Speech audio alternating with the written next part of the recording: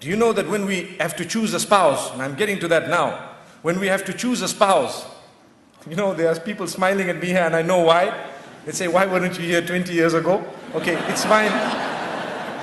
If you've already done it, it's okay, we can rectify. But we have to talk to those. We have to talk to those who have not yet chosen the spouse. And even if you have, try and go back and see the qualities that you have looked at and develop on them, develop them. When you choose a spouse, the hadith says there are several things that people look at. Al-mal, some people look at wealth. Al-jamal, some people look at beauty. Al-hasab, some people look at the status of the person. And some people look at the nasab, which is the lineage of the person. And some people look at the deen and the religion of the person. So many people don't understand this narration. When the narration says, فَظْفَرْ بِذَاتِ الدِّينِ تَرِبَتْ يَدَاكَ, the hadith says, become successful by selecting the one with religion, with character and conduct coupled with deen. One narration, the Prophet ﷺ says, إِذَا جَاءَكُمْ مَنْ تَرْضَوْنَ دِينَهُ وَخُلُقَهُ فَزَوِّجُوهُ.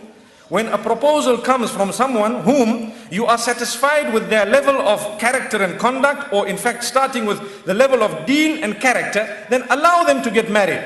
Allow them to marry. You're looking at two things, character and deen, which means if the character is great and good or equivalent to yours, slightly higher, and the deen level is equivalent to yours, slightly higher, then you stand a better chance for your daughter to be in a home where she will be happy. Get them married. So why is it that when it comes to wealth and looks and so on, some people think that in Islam you don't look at looks. You know, you don't look at looks. As it is, the women are supposed to be covered. So you don't look at looks. That's wrong. The hadith didn't say do not look at looks. The hadith is saying you see all the points you want to see, but give the tip of the scale to the deen. Which means if you have someone who's drop dead gorgeous and they don't have any deen in them, and then you have someone who hasn't yet, killed you. You know what drop dead means? You die.